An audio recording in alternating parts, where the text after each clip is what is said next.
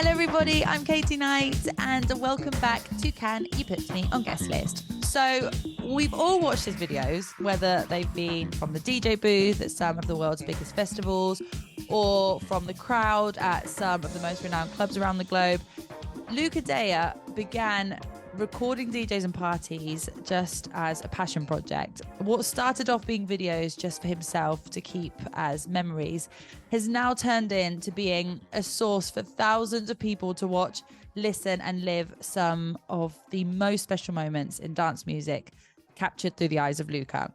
15 years ago, Luca opened his YouTube channel, and since then he has filmed some of the biggest DJs and events. And the best part of it is that the videos that he records, he still does for himself, as I said before, just to keep and watch back some of his most treasured memories and then share them with the rest of the world. So I was so curious to know how all of this started out, what the journey has been like so far, especially with technology and social media advancing so quickly, the videos that have worked the most, and so much more. A reminder that you can also watch this interview on Spotify and on YouTube. And here you have it. This is Luca Dea on Can You Put Me on Guest List. How are you? I'm fine, and you? I'm good, thank you. It's nice to see you again. My pleasure. I'm really excited to have you on the podcast. This is nice because normally you're the one behind the camera and now we see you in front of the camera. Yeah, this is something new for me. I did some interviews in the past, but I'm not used to, so it's a pleasure to share some experience with you. Nice.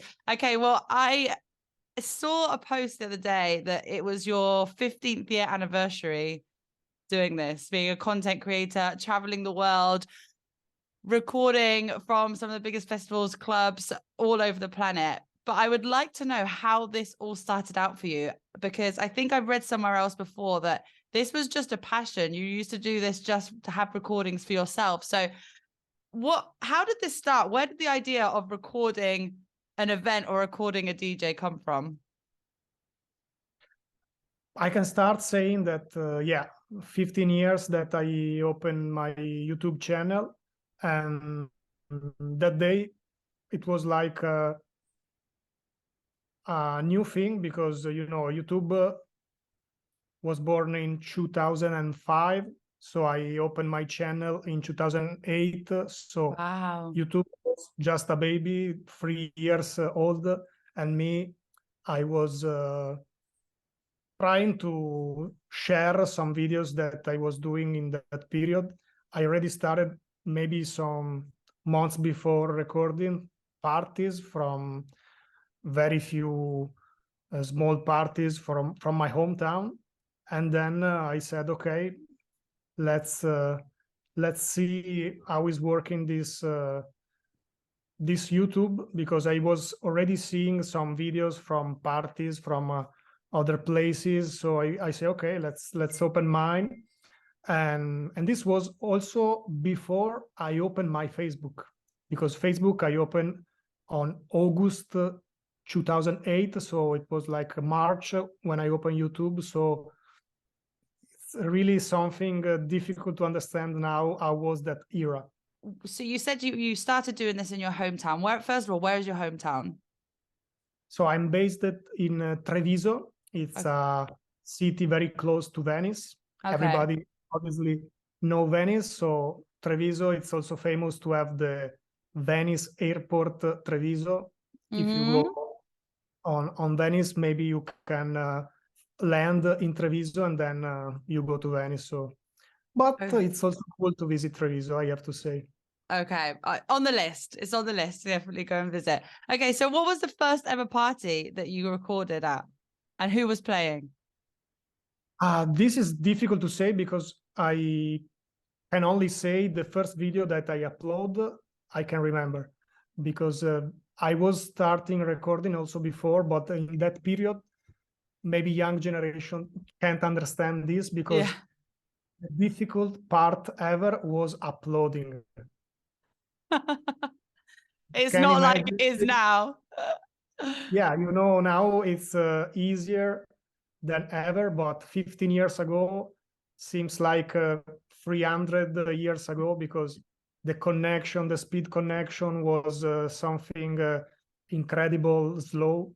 So I think I upload the first video was like maybe 20 seconds, because maybe you get like 1 hour and a half to upload 20 seconds. So Wow. like a DJ, a very friend of mine that was playing like in the second room. So And it's difficult to explain how difficult it was. And for this reason, the first 2 years, I didn't upload a lot of videos. I have a lot of videos that I never upload because of the megabyte, the gigabyte, that they were so heavy for that period. so you uploaded this first video, and then what happened after that? You just decided to carry on upload it, recording in different places and uploading, but still as your own passion. Were you what else were you working at that time? Where did this connection to music come from? Okay, so I can say that the connection with the music start very early, and electronic music was not my first passion. I have to say I was more into rap and hip hop when I was like 12 or 13, 14. And for that reason, I start going to electronic music very late, thinking about some friends close to me, they went before. So this guy that I recorded the video that is the first video I upload on YouTube, invited me a lot of time in Sunday afternoon parties that in Italy was like the beginning of young generation to go to clubs. And after some invitation that I refused to, I decided, okay, let's go. And this was like when I was 16. And I have to say that I appreciate it. So from the second time, I was already starting working like a public relation guy, because my friend said to me, okay, if you invite some people, if you arrive like to invite 10 people, you get a free access. So me, Okay. I already say, okay, this will be interesting. And then I started going every weekend, inviting a lot of people. And this make me go into the electronic music, because I was good, I have to say, in public relations. So after some months, I created my own name, because it's also an answer maybe for our next question, like why do you call you Luca Dea? That in Italy it's Dea. And this it's because my friend was working in a public relation staff that was called Dea staff. Dea stuff. Yeah. So you're so So okay. So Dea isn't actually your surname. It's an artistic name. Ah, okay, and Dea was interesting. the name that I was writing in every flyers, because people get a discount presenting the paper flyer with my name behind. No, I have to say, not with my name, but with the name of the staff. Dea So I was stuff. writing in every Okay. flyer, you have a space behind, a white space where every public relation guy have to write the name of the staff. Interesting. So you've basically been building your brand, your personal brand, way before this even started, through doing your PR and everybody was seeing your name on a flyer, and then from that, I'm sure that people still relate that time with you working as a PR to your videos now. So it's kind of grown right from the beginning. It hasn't just grown because of your YouTube channel. This has been since before that. Yeah, and for sure this helped me a lot because I mean, in my hometown and in the city very close to, I was already uh, called to collaborate as a public relation guy. Mm. So uh, my name came from here, and after like some months, I didn't write only Dea, but to recognize me, I started to write Luca Dea. So people don't know before they know only the stuff, but after this they know also me. Luca Dea. So at this time, you're doing your PR, you're recording a few parties. What are you recording with? Because obviously we weren't recording with a mobile phone then. What was your first camera? I have to say that at the beginning I was asking like some small cameras friends that they may take with them to take pictures. But me, I was taking also pictures to have memories, but then I decided to go into videos. And as I say before, the uploading was very slow, so I was not recording like long minutes, but Yeah. was just like a few clips to record that track that I listened to. And I was there first of all for public relation, but then obviously in uh, in those clubs, I was like, okay, I really like the music, so I want to keep memories of this. And when I was going back home, I was watching a lot of times my videos. Remember that night, so that was how everything started. So since that moment, you have now grown your social media platforms, which we'll talk about in a minute, but they've gone from obviously as you started out to now having 86,000 followers on YouTube, 125,000 on Facebook, and 156,000 on Instagram, which is so many people that follow your content.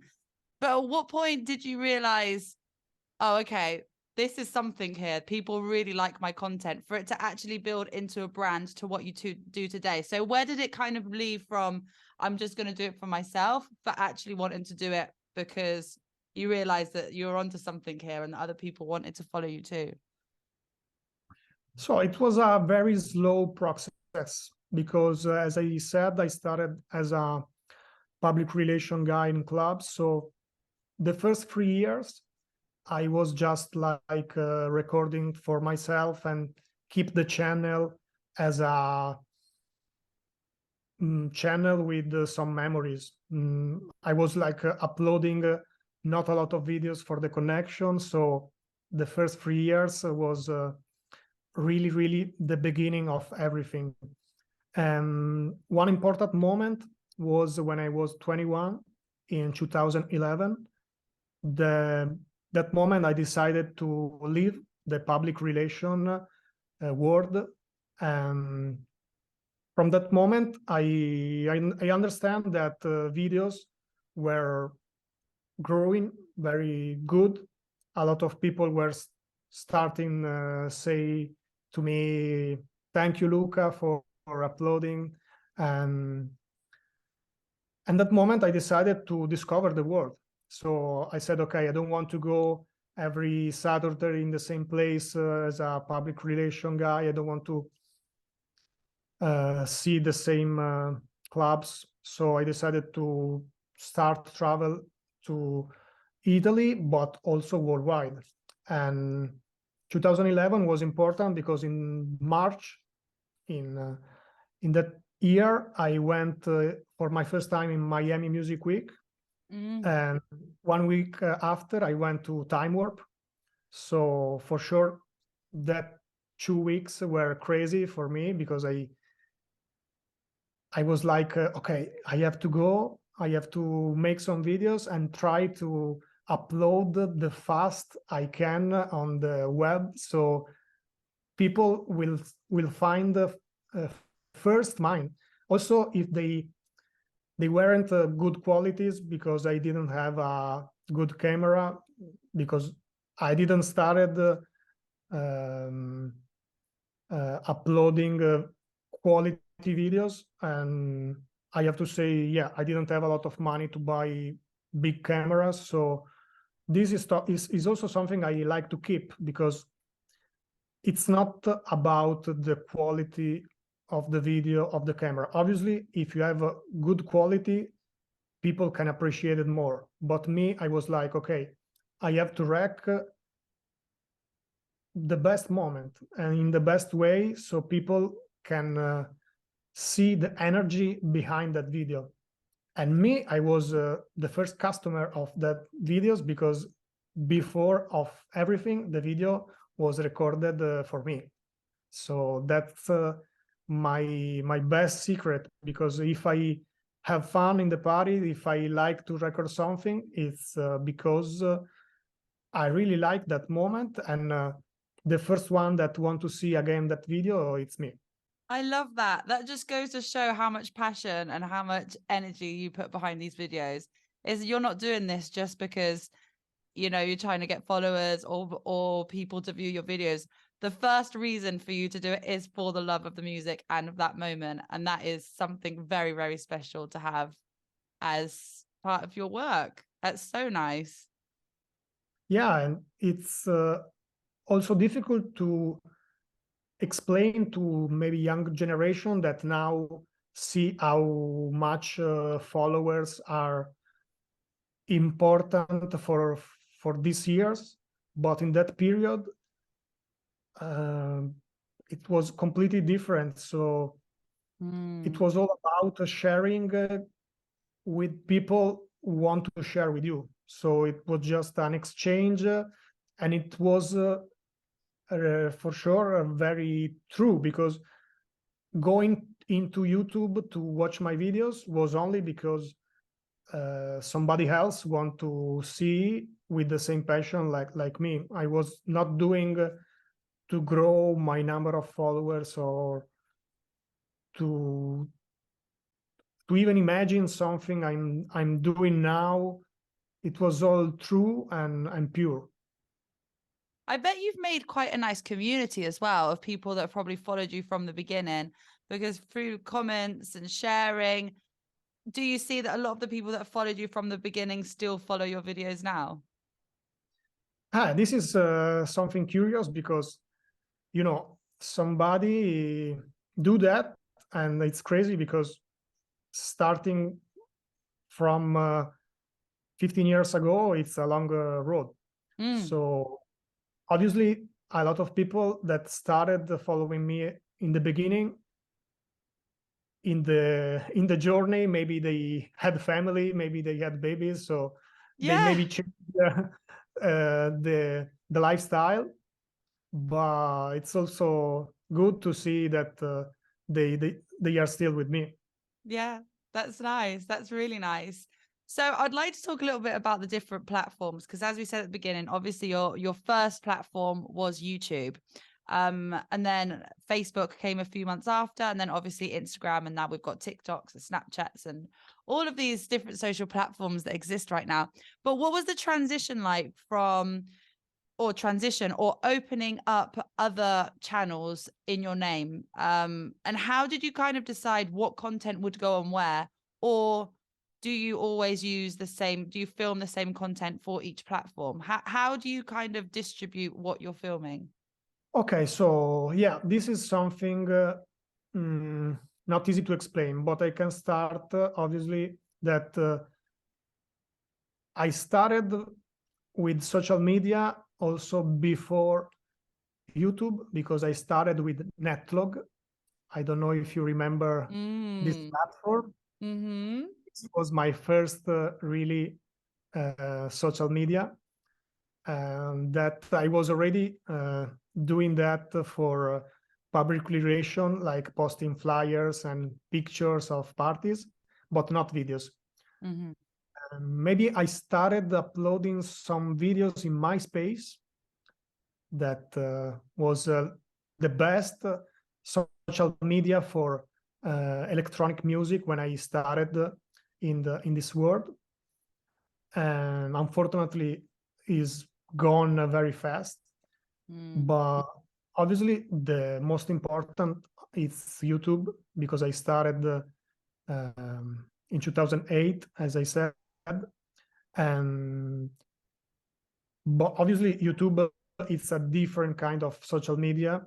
It's only for the true passionate. The very first big social media I started was Facebook, and obviously at the beginning was very easy for me, because everybody was getting into. And I can say I have the first difficult moments starting to go on Instagram, when Instagram started going very good, because I was more into YouTube and Facebook. So create my page was very slow. I created in 2013, but at the beginning was only for pics, you know. When videos arrived also on Instagram, was like very difficult for the situation that happened, that when I was videos on YouTube, if someone else upload my same videos, YouTube send a notification to me and said, there's a duplicate, what you want to do, you want to keep, or you want to send a message to cancel.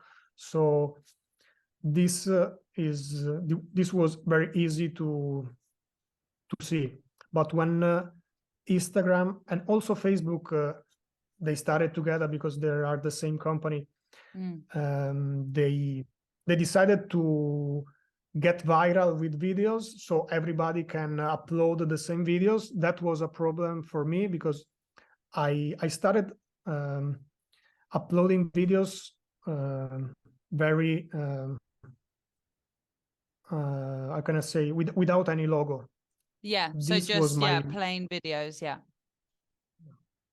And from that moment in 2016, I decided to create my logo.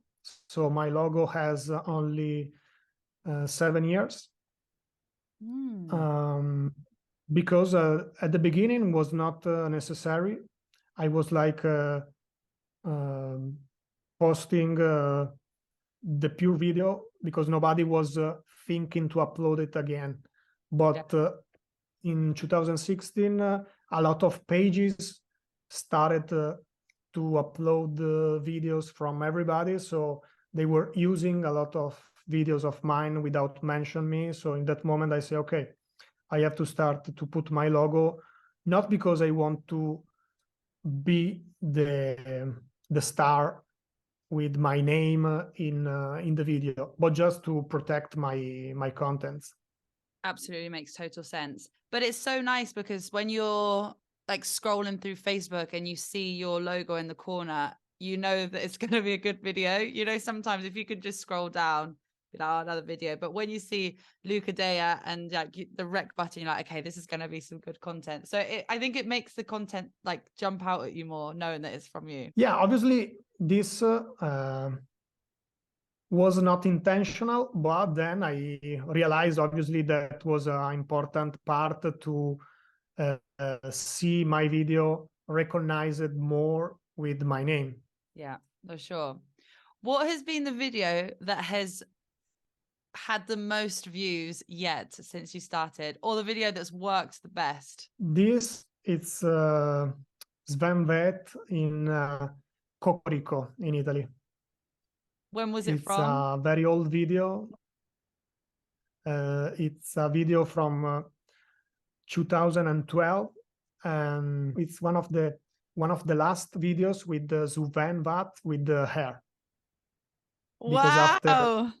after some months, he started to change his look. So I think it's a crazy video, because show the really energetic Sven in the way we used to know him in the beginning, with this long hair and without glasses, because now he's always with the glasses.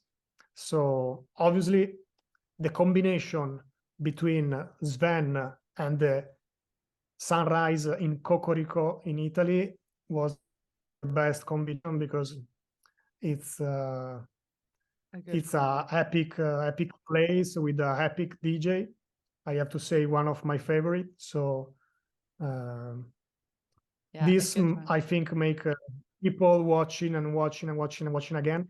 And also last week I met a guy that stopped me and say me again, Luca, thank you for that video.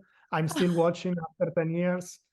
And this is the best part of my passion, because when people stop you and say something about your videos, it's like, okay, I did something that create a connection between people and music.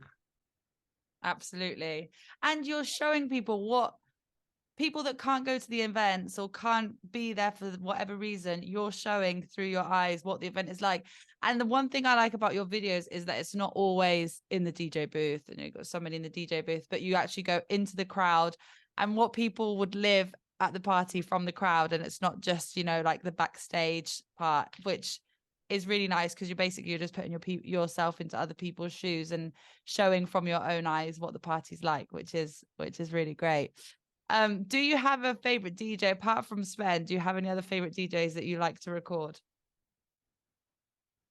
I have to say I'm very lucky, because since the beginning, I listening to different kind of music. So I've been can enjoy a lot listening tech house music, and obviously techno music. It's a pleasure to hear. So this maybe it's the difficult question I can answer, because I have a lot of influence in different kind of music. So maybe it's also something that make me connect with more people, because I'm not like, okay, I want to create a techno channel or a house channel.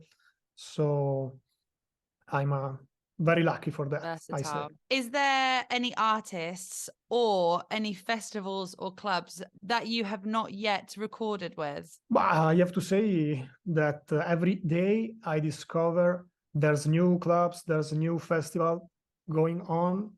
So at the beginning was like, okay, I want to go here, here, and here.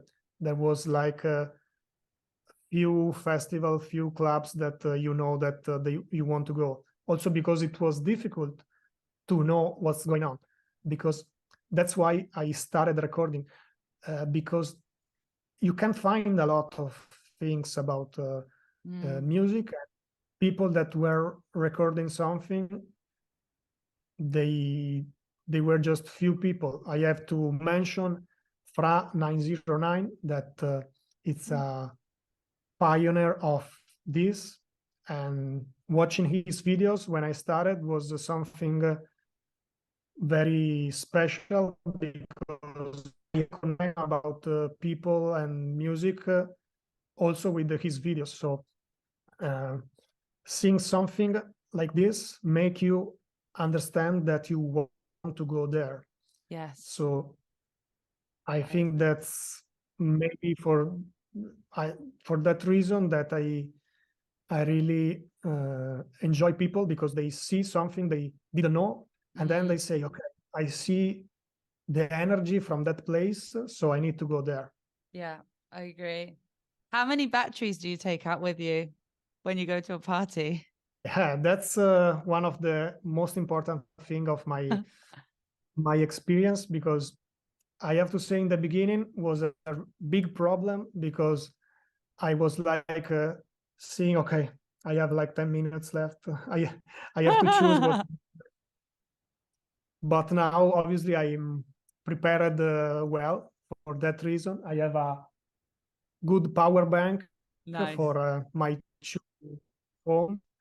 And when I used to take also cameras, I was like going with the free batteries. And yeah, that's the most important part of going to festivals, because yeah, if you go in a club, you can do it with less. But if you go in festivals with different stages, that is something that you have to keep in mind every moment. So we saw each other at SXM Festival a few weeks back, and whilst I was there, when I was doing the DJ interviews, one of the questions that I asked a lot of the DJs was, who is the DJ with the best dance moves? And today I was thinking, this is a question for Luca, because if anybody's going to know, it's going to be Luca. So who do you think has the best dance moves? Okay, that's a very interesting question. I have to say the first person that I have to mention, it's obviously Ricardo Villalobos.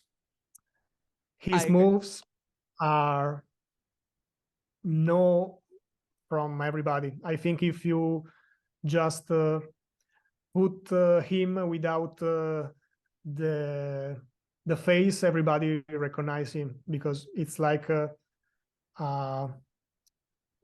classic that you never forget. So a lot of people also playing the music he play get into these moves only because they remember him. It's true. It's true. It's like Ricardo, it's a icon on that. I agree with you. But also there are a lot of DJs, and maybe one day I have to do like my version of dance moves.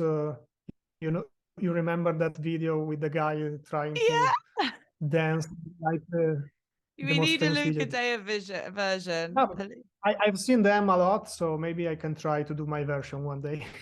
I think that's a good idea. I think so. And my final question, because my podcast is called Can You Put Me on Guest List? Do you have a guest list rule? Because I'm sure that because everybody knows that you're going to be at most of the biggest parties, I'm sure you're asked for guest list quite a lot.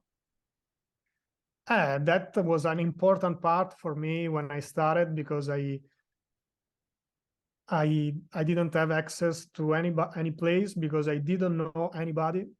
I started as a young guy going to festival, and at the beginning also, as you said before, I like to go in the dance floor recording, so I didn't need to go on the backstage to record. It was also a pleasure to stay in the dance floor, but then to have a different point of view, I started to ask guest list. Yes,